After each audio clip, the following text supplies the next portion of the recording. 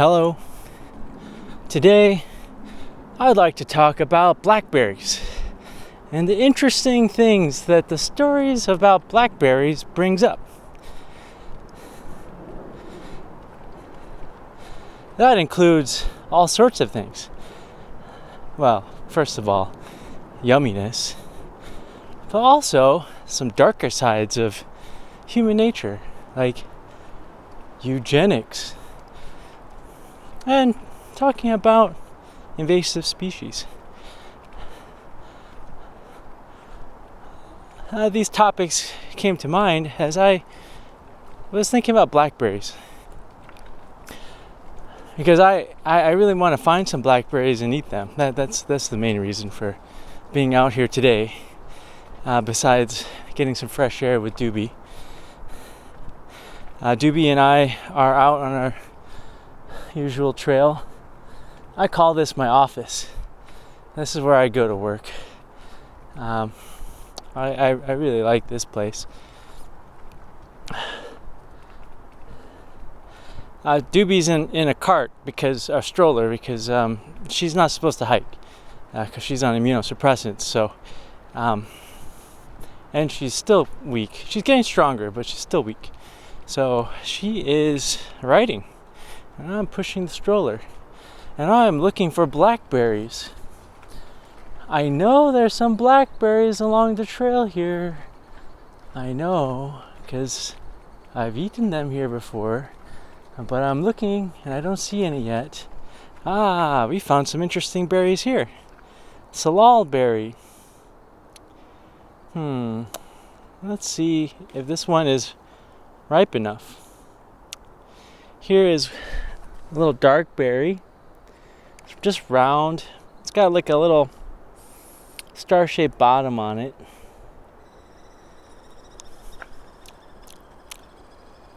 It's good. Here's the leaf.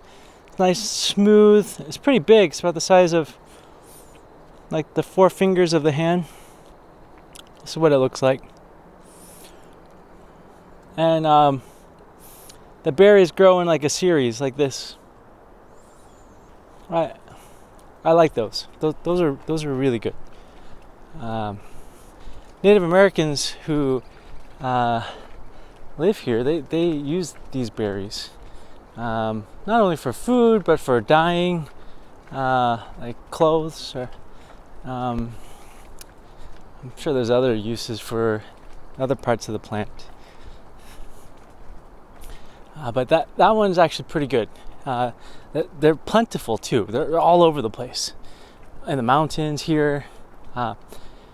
There's another one that's pretty plentiful called Oregon grape, but that one is really super sour. Super duper sour. I've only tried it once and I didn't like it very much, but I'm willing to try it again. Alright, beep, beep, beep. We're backing up to a huckleberry bush. We got beautiful little oval leaves. They're about fingernail size. Well, a little longer though. And then we've got these beautiful little tiny red berries. Sometimes they're purple, black. Sometimes they're these beautiful little red ones. Or even like peach color. These guys are probably the most delicious out of all the berries. Oh no, that's not true. Thimbleberry is so yummy. But these are so... They're really sweet and got just the right amount of sour to be very appetizing. All right, we are moving on to find some blackberries.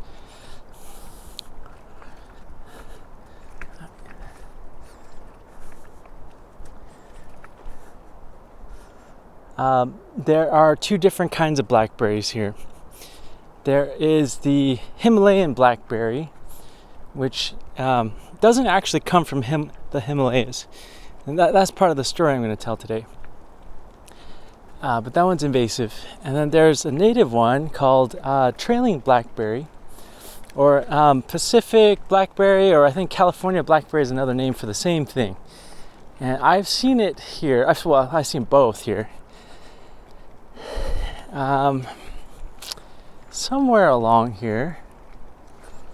And I'm hoping to eat some. Because there's like a whole bunch of Himalayan blackberry growing next to our home, apartment. But I like the taste of the native one. The native one is really yummy.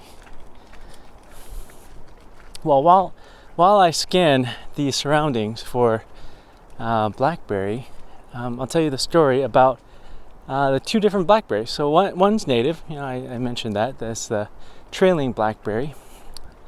And one is not from here. It's called the Himalayan blackberry, but it's actually from Armenia.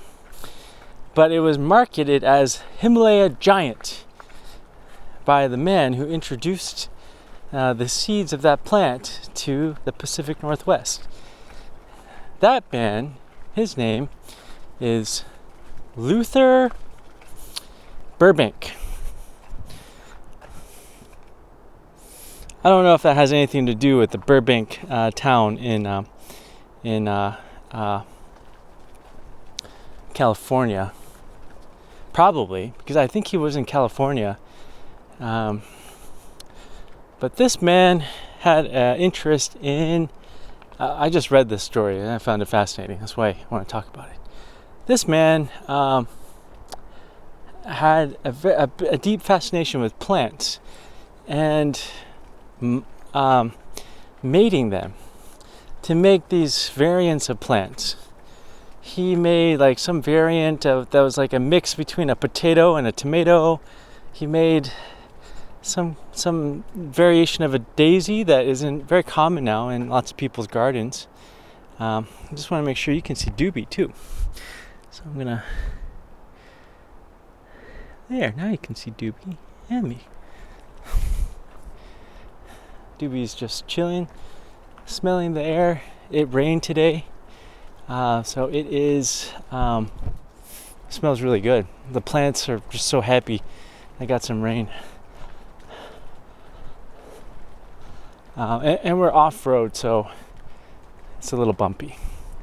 We haven't taken this cart off onto dirt paths before, so this is the first time.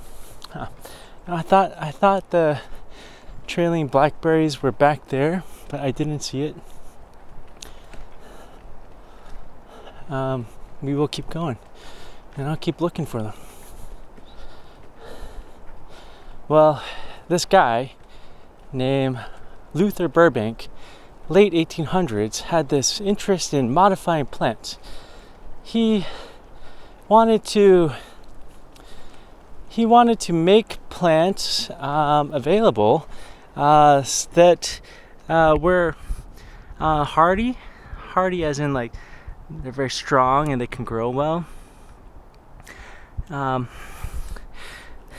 also didn't have some of the inconveniences that some plants have for humans. For instance, he breeded a cacti that I think you could eat, that didn't have any thorns. It was like a spineless cacti. And he wanted to breed a blackberry that didn't have any thorns, because the Himalayan one has huge, gigantic thorns that are so sharp they like rip apart your clothing if you happen to get stuck in them, and like really badly. They'll literally rip your clothing apart. So yeah, he did a bunch of these different plants. In fact, some of them are still around, like the daisy is in a lot of people's gardens. And then one of the potatoes he made turned into the russet potato, which is used a very common potato, make French fries out of it. So yeah, he was responsible for the type of potato that eventually became the russet potato. So yeah, this guy wanted to, I mean, I guess it's from a good Well, see, good and bad is very interesting. I've been learning about duality, and I know the last video I said something sucks. It was in my title, and that's duality. But this guy, he was trying to make plants that have qualities that are good for human consumption. Fruits, vegetables that are hardy. They grow well. They're easy to eat the fruit. Here's some more salal. This one looks good. Nice fat berry. Really fat berry here. Now, salal is native to this area. It's not introduced like the Himalayan blackberry.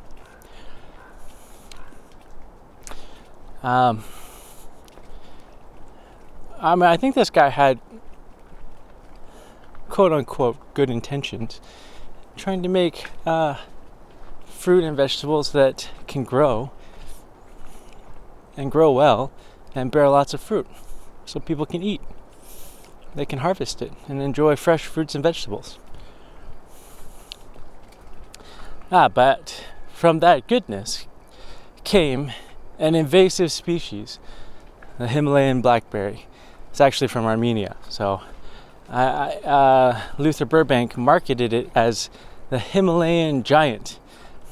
I don't know if he used the word Himalaya to maybe make it seem more exotic. I mean, Himalayan giant conjures all kinds of different imagery.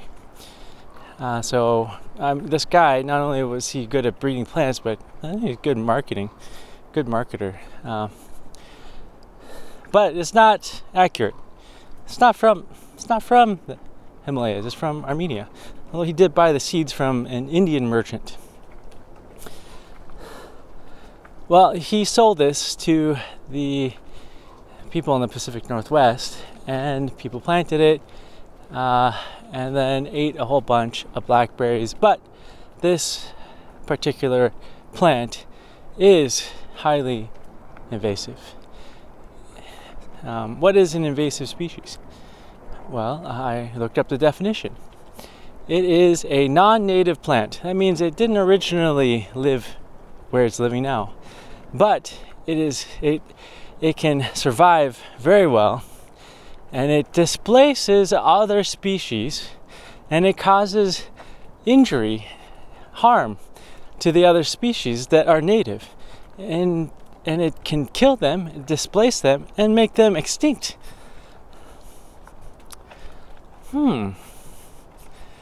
That sounds like another species I know.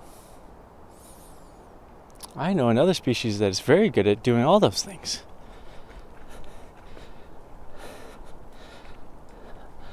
Well, we consider Himalayan blackberry a invasive species, and people try to kill it, try to pull it up by the roots, but this thing is so good at growing that wherever it touches, the vine touches the ground, a new plant starts. You can't get rid of it. Once it's there. Oh, got a phone call.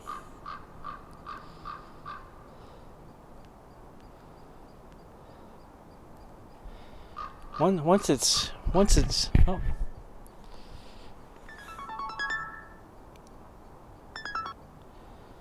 Hi. Oh, that's okay. Oh, good. Baby and I are just walking on the trail. Yeah. Yeah. We'll meet you at home in like half an hour.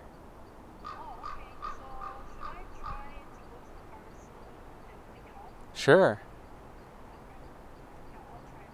Okay. Okie dokie. Bye.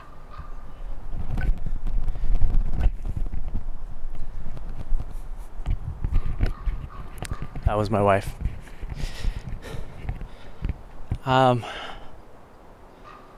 Doobie is just chilling down inside the cart now.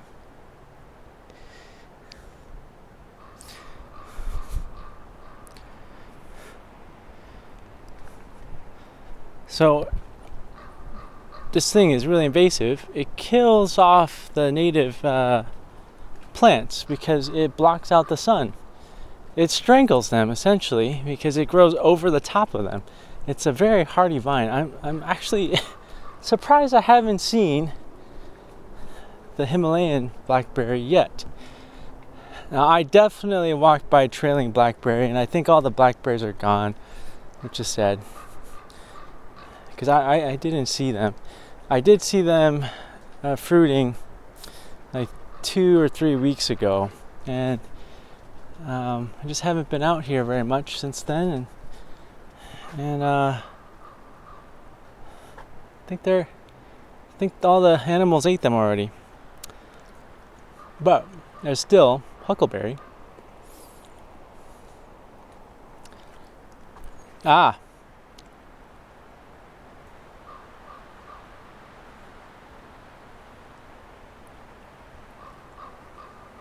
There's a big thorned bush here. Oh, here we go.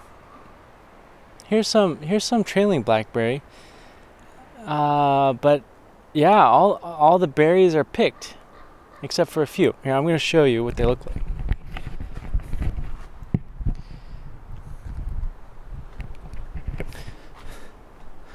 So here's one berry that's still left. They're small. They're small compared to the Himalayan giant or Himalayan blackberry, which we'll find. Now I'm a little hesitant to eat these because we're next to a big power line here, and I probably even shouldn't have eaten those huckleberries because they spray some preservatives and herbicides around this area. I mean that's why there's no plants growing underneath the power line. I shouldn't have eaten those huckleberries. So I don't want to eat these, but we did find native blackberry. Oh, and we'll look at the characteristics. Here's a cute dog. Look at these thorns. These thorns are not very big. Here's my finger. Yeah, not very big. All right. Let's see if we can go find some invasive species.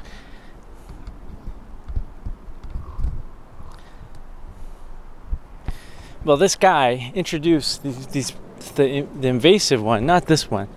This one was already here. He introduced the invasive species. Oh, hello. And it really took off. I don't know if we have any in this trail. We're gonna walk along the power line area because this is the most disturbed area, and we will look for the Himalayan version. Oh wow, there is a lot of the trailing blackberries here. Again, I don't want to eat them here because of the proximity to the power lines, but here's a ripe one, and then surrounded by unripened ones. It's actually a bunch. There's like a whole bunch over there. So these haven't fruited yet. They're about to get ripe. Now here. This is no. I was about to say this is the Himalayan blackberry, but it's got really thorny stem, but it's not the right leaf shape. I mean, it kind of looks like it. We'll keep walking.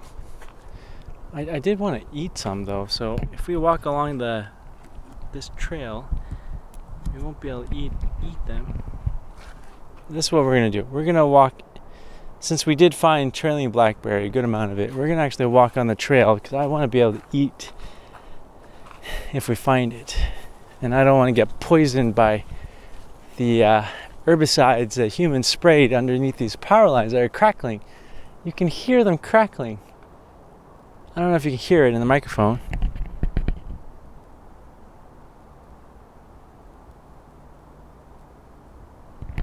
You may or may not be able to, but they are crackling.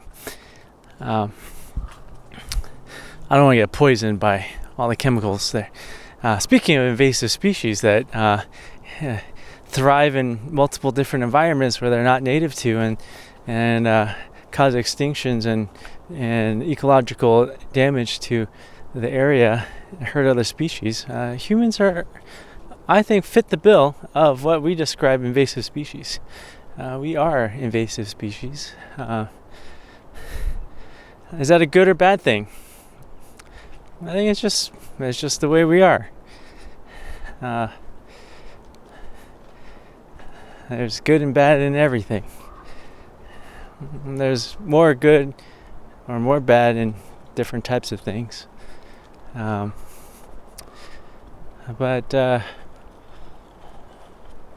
what does it mean to call something an invasive species? Well, when humans talk about other species and call them invasive, that labels them as unwanted.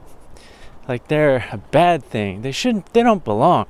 They're hurting other species. They're hurting humans. They're hurting humans' ability to grow food. They're hurting the trees of the area. We try to get rid of invasive species. We label them as bad. Well, if you look at the definition of invasive species, humans fit the bill to the T. So what do we do about that? Do we try to get rid of ourselves? Do we try to uproot ourselves? Cut ourselves off and burn the roots? No one's going to do that.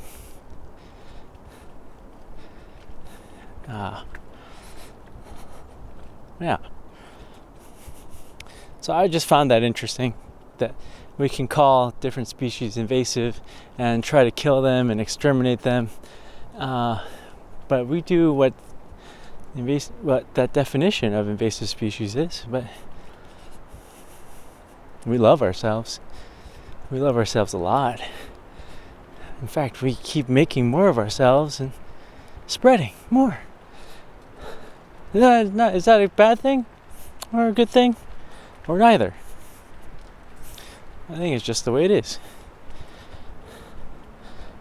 I do find, I like to point out the irony in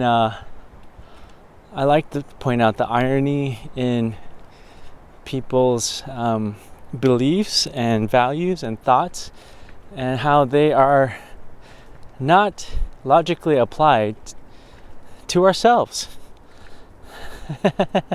Humans have a huge blind spot for themselves. Huge. And talk about double standard. We have a huge double standard for ourselves. Well, what's really fascinating is that there is not that much of the invasive species here. I thought there might be just a few canes of them that way. But I guess this environment is actually pretty healthy.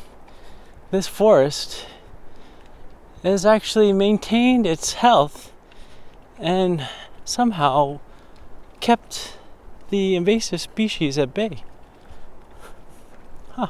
Oh, this is the Oregon grape. This is what I was talking about. It is really, really, really, really tart.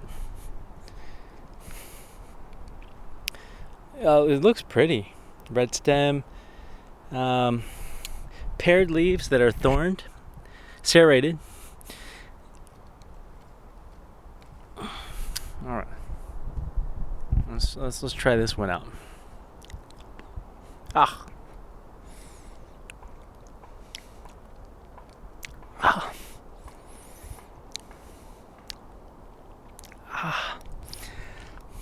No. Oh.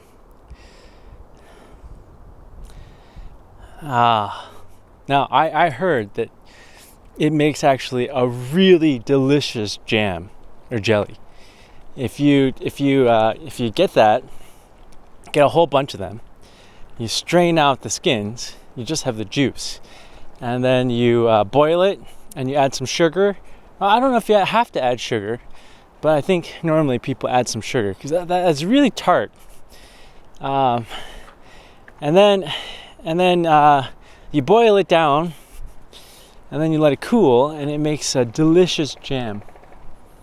A Oregon grape jam. I could see how if you add some sugar and you boil it down, it actually would be good to put on some toast or something. But by itself, nah. No, it's not like the other. I don't know if you can hear that, but there's a woodpecker, really loud woodpecker. The other day we saw a really pretty woodpecker called the northern flicker. I talked about it in one of the videos. Really big, like this tall, like over a foot tall, and beautiful red feathers. Well, it's more like tan, but when it spreads its wings, it's got like this reddish. If you look up on Google northern flicker, and you find a picture where it has its wings spread, it's gorgeous. And I saw one that was just kind of like sunning itself. It went into the water, and then it was holding its arms out like this to dry, and its wings. It was beautiful, and it had a partner there. This partner was chilling too. So there was a pair of them, and they were really pretty. They're interesting because they like to peck the ground, and their specialty is eating ants. They use their woodpecker abilities to dig into the ground to find ant colonies, and they have a really long tongue. It's like 2 inches long tongue that they can flick out, and I guess that's where their name flicker comes from. That's my guess. And they can eat ants. Well, I'm actually pleasantly surprised. I just assumed that there was invasive species here too, but I'm pleasantly surprised that the only one that I might have found was next to the power lines where the land is disturbed. But I think that this really goes to show that there is strength in diversity. A healthy ecosystem has diversity. If you look here, there are so many plants. Sword fern, I think salmonberry. Yeah, I think that's salmonberry. That fruited a while ago, and it's already all eaten. Like I can show you the where they were and where they're eaten. See, that's where they were hanging down from, and you know they're done. They're done. They won't come back till next year, when I'll eat them next year.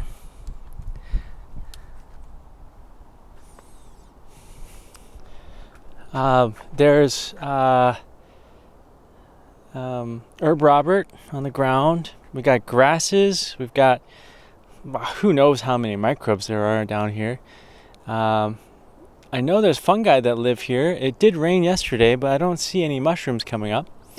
But I know that there's fungi inside the ground, because there are mushrooms that come up.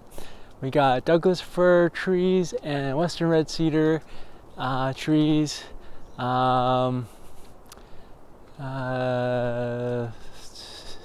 This is I think a chestnut, beaked chestnut. I think it's like a chestnut tree, and big leaf maple trees. We got this funky plant I've never seen before. I don't know if I have reception, but we might be able to identify it. No, I don't have reception, but I'll take a video of it so that I can identify it later. Look at this funky plant. got this weird thing coming out the top with little tiny flowers, I guess. But and there's moss. There's moss over here and other plants. There's strength in diversity. I think this area was able to hold off the invasive species, the Himalayan blackberry, because this is such a tightly knit ecosystem with many different plants. Each plant has its space. It fights for its space, and with so many, well, I shouldn't say fight. It establishes its place, because fight has a different connotation. It kind of gives the impression that it's every organism out for themselves, but that's not actually the case. There's a lot of cooperation between organisms, particularly trees and fungi. The trees give the fungi sugar from the photosynthesis, from their leaves, and then the fungi, they're able to get all these nutrients out of the soil and then give it to the tree in exchange for the sugar. So there's like multiple examples of symbiosis. That means plants benefiting from living together. Animals, a fungi is not actually a plant. It's in a different kingdom of life. Animals are a different kingdom. There's animal, plants, fungi, bacteria, and archaea, which is kind of like a bacteria, but a little different. I think that by being a healthy ecosystem here, they were able to fight off the invasive species. Now, interestingly, over by the power lines there, it's not a healthy ecosystem because humans have sprayed a bunch of herbicide there to keep the trees from mucking up the power lines. But that is where I'm pretty sure I saw at least one stalk of Himalayan blackberry. There's like a ton next to closer to where I live, but I don't want to show that because I don't want to dox myself. But there's pretty much if you go anywhere where there's like a lot of human habitation in the Seattle or anywhere or Pacific Northwest, you're gonna find a bunch of blackberry because it just grows. I guess because it's near human habitation, the ecosystem is disabled. It is harmed. It doesn't have its normal resilience. It cannot fight off the invasive species, so you'll find it thriving there. It's interesting that the invasive species thrives with other invasive species. That brings to mind the phrase, birds of a feather flock together. So Himalayan blackberry likes to live where humans live, and humans change the environment and make it less resilient. And then the Himalayan blackberries, they set up shop in that weakened ecosystem. Fascinating. Well, this brings me to the last part of the talk, and it goes back to Luther Burbank, but I think my battery is going to die, so I'm going to change the battery before I finish out this last part. I changed out the battery, and we're going to keep walking. This brings me to the last part of the talk. It has to do with Luther Burbank. Luther Burbank, this is the late 1800s. This guy wanted to make all these plants that he wanted to take the thorny edges off of nature and make it more amenable to human consumption. He had all these ideas about how to make plants, quote unquote better. Better for what? Well, better for human consumption, but does that make them better? Well, he hobnobbed with a lot of the smart people of the day, Thomas Edison, other people. All this information is from, I read from some article, I think it was in Seattle Times, can't remember. But if you Google the twisted history of blackberries in the Pacific Northwest, that article will come up. It's fascinating. In fact, I'll link it in the description. This guy, he didn't want to just stop at trying to make plants better. He had this idea of making humans better by breeding them a certain way. Oh boy, that's called eugenics. Eugenics, what does that mean? Eu means good. Genics is like genes, so like good genes. Okay, There was a commercial, I didn't watch it, I just read the controversy about it. There was some commercial where some Caucasian lady, I don't know if she's got blue eyes, but I think she's blonde, at least in the commercial. And then it says that lady has good genes, something like that. It's the same stuff. It's the same stuff that this guy was talking about in the 1800s, like over 100 years ago. This idea that there is a superior human race. Okay, I wasn't planning on thinking about this today, but it came up when I was just learning about how the heck did this invasive blackberry end up here. Well, this guy that brought it here also believed that you could breed a superior human race. You could take the good attributes of one race and the good attributes of another race and then breed them together and then breed out the weaknesses in his mind, in his words. That's called eugenics. That's really, Nazis did that. The Nazis in Germany did that. That's why they exterminated a lot of people that they thought were inferior. This is a really messed up way of living and thinking these values. So I wanted to talk about that because I think this idea of eugenics and a superior race of humans comes from a really deep fear of life, fear of nature, fear of the self. I think that people who find solace in an idea of a superior human race, whether that's a white race or a black race or a yellow race or whatever, I think it comes from fear of other, fear of the self, fear of nature itself, fear of life. Life is always changing. There's diversity.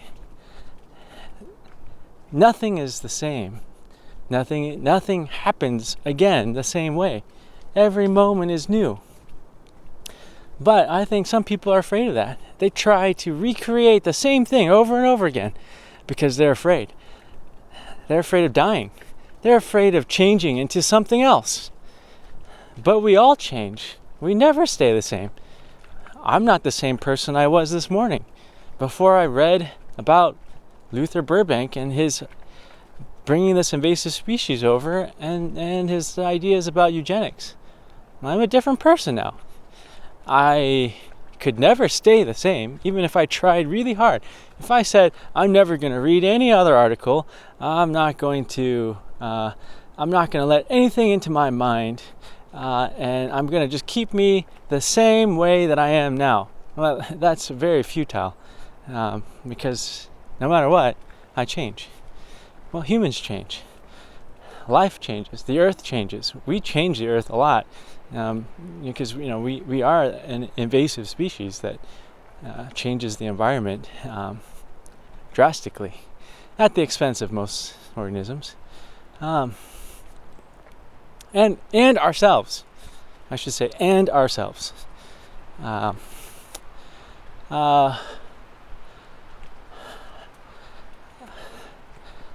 yeah. When somebody wants to kill off other races of people, humans, and then bring one race to the forefront, I think that comes from deep-seated fear of the self, really, and of life. Now, I want to give a very concrete example of why diversity is strength. And I've talked about it before in other videos. There are really cool bugs that live on the water. They're called water striders. They actually live their life on the surface of the water, not in the water, but on top. And they have legs that they use to deform the surface of the water without puncturing it. And they essentially drum their way forward, like an oar that never pierces the water. It just kind of pushes the water down and back, and it creates a little wave. So the water strider is actually surfing a wave that it made with its legs that didn't puncture the water. They just pounded the water. They live their whole life propelling themselves around on the surface of the water. They communicate by pounding the water at different rates. A low vibration, like whoa, whoa, whoa, whoa, whoa, whoa, whoa, is a love signal. It means, hey, sexy lady, it's mating time. Okay, that's not how I talked when I dated my wife. I'm just saying that's what water striders do. They go whoop, whoop, whoop, whoop, whoop, whoop, whoop. Now, if they go really fast, like that's like, yo, back off, man. This is my territory. If you come here, you're gonna get messed up. So they communicate by beating the water at different rates. All right, what does this have to do with diversity, Gooby? I'm getting there. The weird thing about water striders is they are all born with different length wings. Hi. Some water striders are born with short wings. Some are born with really long wings. And some are born with no wings. So, a mama and papa water strider, let's just say they have 10 babies. Well, 2 of them will have really long wings. I'm just making up numbers, but I'm just showing that the same parents can have different looking babies. 2 of the babies will have really long wings and can fly really far, but the wings are heavy and they can't move around very well. They're a little clumsy. We'll say 6 of them have short, stubby wings. They can fly a little bit, but their wings are not that cumbersome, so they can get around well. And the remaining 2 have no wings. They can't fly, but they don't have wings to weigh them down, and so they can move around the water really quickly, and they don't have to use a lot of energy of the food that they eat to make wings. They can use it to move around and have sex and make more babies. Well, during times of plenty, when there's lots of water, because they live on the water, and lots of food, the water strider babies that have short, stubby wings or no wings, they have it better because they can get around better. Oh, so we're crossing back across the power lines. Let's look and see if we find some invasive species. Actually, we're gonna walk along it because I kind of given up on the hope of eating a lot of berries today. I wanted to eat a lot of berries today, but I've just given up on that because I think I'm too late for the trailing blackberries. I did see them fruiting a couple of weeks ago.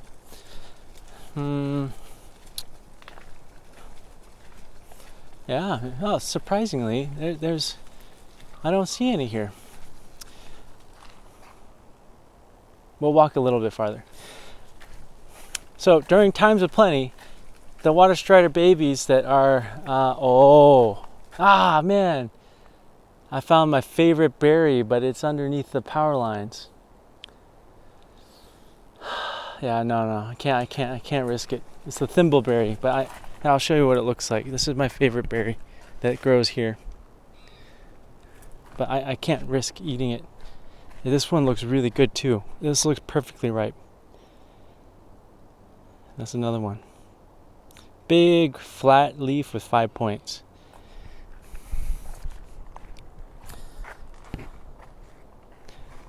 Yeah, this is the native blackberry here. Yeah, during times of plenty, the short, stubby winged babies and the ones with no wings, they win out. They're able to make more babies, but they can't fly far. If they run out of food or the body of water that they live on dries up, they're screwed. They can't crawl to the next lake. The lake is too far.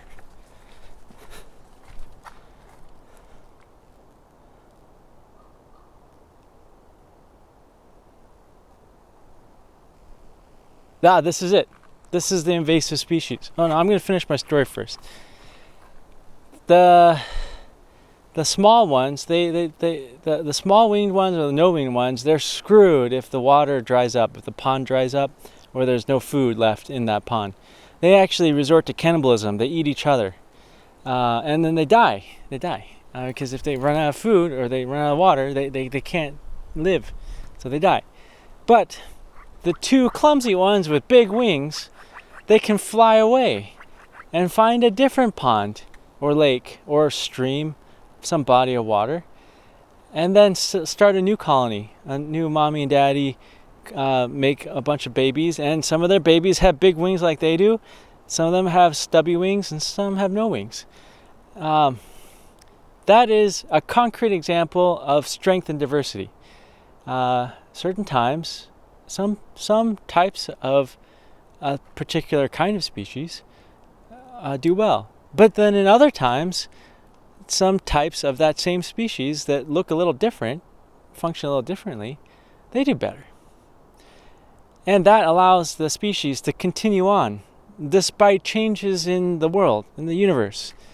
If you try to make all humans one race, and they all look the same, and they all have blonde hair and blue eyes, and they all move a certain way and talk a certain way and have a certain immune system and a certain diet, that's a really good way to make humans extinct. Like, that is probably the best way to make humans extinct. So yeah, that's my example of how diversity is actually strength. And that's not some woke something or another. This is just the way life works. That's nature. I found invasive species. Well, besides myself. Check this out. Okay, so here we go. Look how chunky these thorns are. You know, but this doesn't look like the leaf pattern that I normally see with blackberries. So let me see if I have signal now. Oh, I have a little signal. Let me just confirm. I think I have enough signal. I'm not sure. But we're going to see if we can get the picture of this app to work. It's thinking. I think we might not have access. But I can look at it later. You can see all these fruit coming out. But look at these chunky thorns and this dark red purplish cane. And see this vine. See how it kind of arches over? And it goes over things. So it blocks out the light from anything that's living down in there. So any native plant that was living underneath there dies because it doesn't get the sunlight it needs. So that's how this thing survives. And whenever these vines, they come, and when they touch the ground, they make new plants. They spread roots. So these things are like so hard to kill. Their roots are so tenacious, and the seeds they can last years before they grow into new plants. And birds and animals, they eat the berries because they are yummy. They are very yummy.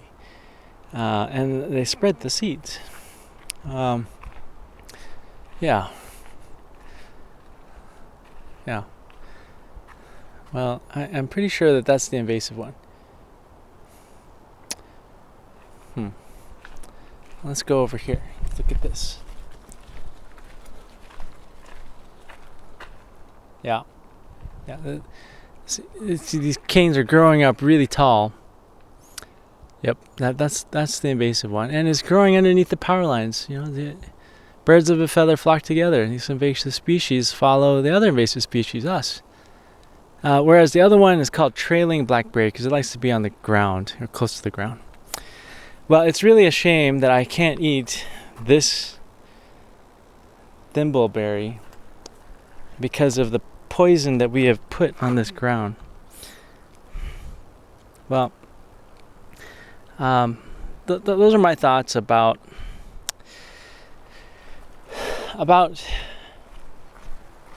blackberries and invasive species and human impact on the environment and eugenics, and my theory on where the urge to believe in something like that and hold that valuable comes from.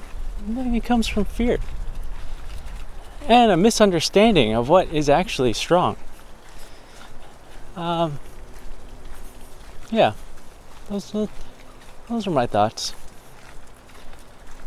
I am comforted to know that the only place in this park that has the invasive species is the part that's disturbed by humans. I'm comforted to know that where there's a healthy ecosystem with native plants, a whole variety of native plants, the Himalayan blackberry was not able to take root. That's comforting. That's a happy ending story to me. I don't know if you'll find that a happy ending story, but I think that's made my day. I'm gonna go to bed smiling, thinking about that. That makes me happy. What else makes me happy is this beautiful doggie who she got her bandage off, but she was licking her arm too much. Where they had the IV, you can see her right here. They had the IV, and she was licking her arm too much, and I put a bandage on there so that she wouldn't lick it. But at some point during this video, she got her bandage off. That's okay. She's healing up. She's getting a lot better. That makes me happy. She's eating more. She's got a good appetite, and she's very interested in things. And she's following me around more. When she was sick, she just kind of like went off into the corner of the room and just like laid there, panting really hard. It was really pathetic, really sad. But now she's back. She's my shadow again. I have a white shadow. She wants to go wherever I am. Not all the time. Sometimes she needs her own space. But most of the time, she just follows me around wherever in the apartment I am, she wants to be. And I like that.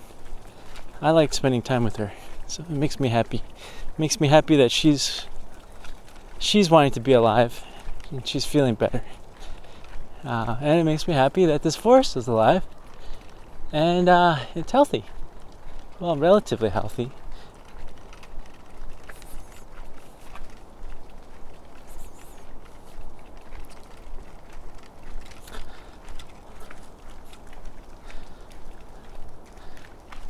Well, I didn't get to eat a lot of blackberries like I had intended to today. But you know what? I learned a lot of interesting things that I will remember, I think, for the rest of my life. And I got to share that with you too. Bye.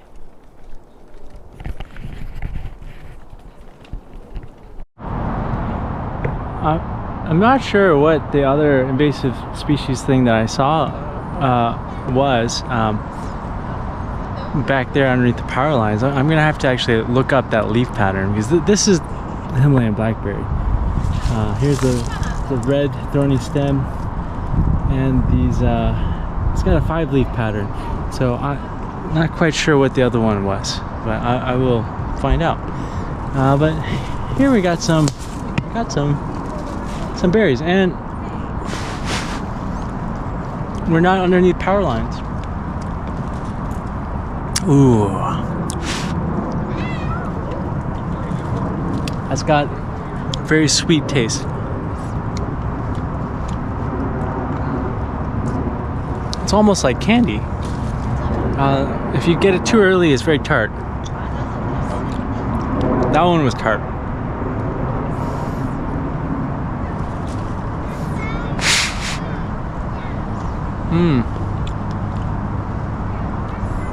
That was kind of like in between. It's sweet with a little bit of tart. Oh, that's just sweet.